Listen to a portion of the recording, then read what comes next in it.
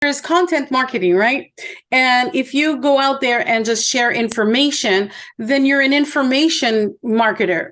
And then if you go out there and you tell a few jokes while you're giving people tricks on how to get to do marketing, then guess what? You become an edutainer. And an edutainer gives some good substance as well as making people laugh and people get engaged. That's wonderful. That makes you a good speaker. But at the end of the day, what's really important is what you do for the call to action.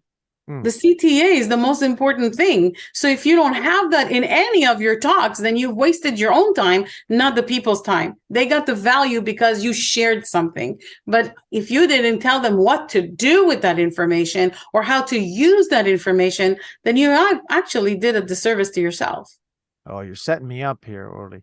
So, and when I hear call to action, I always think of it as like, hey, go sign up for XYZ owners. You're not talking about pitching their product call to action, but, and correct me if I'm wrong here, but you're saying they're giving their talk on whatever the topic is, and it's here's how to actually, don't just give out some philosophy and then walk away. You got to say, here's the steps to do now. So for this podcast, sure, for the listeners, what are the steps to do if somebody says, okay, I want to, like, how do they get started? I want to start this public speaking as marketing thing.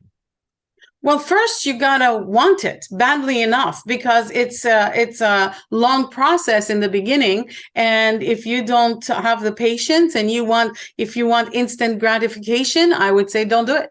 Period. So that answers my question of who shouldn't be doing this. And usually people are like, oh, everybody should. And you're like, no. If you're not into it, don't bother.